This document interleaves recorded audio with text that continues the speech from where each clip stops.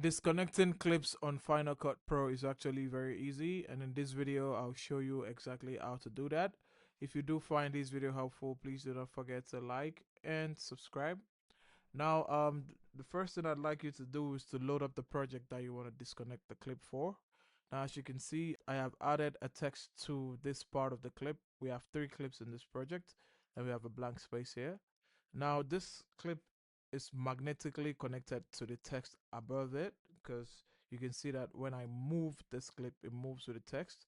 Now this might as well be a different clip also, and you might just want to move the clip alone without the other clip or the text above it. Now what you're going to do is you're going to hold down the backtick button. It's on your keyboard. It's on the left of the number 1, and it's a backtick button. You're gonna hold it down, and once you hold it down, you're gonna see the cursor change. You see, anytime I hold it down, the cursor changes.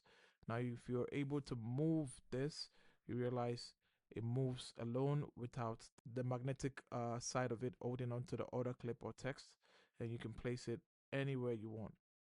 That's how to disconnect clips on Final Cut Pro.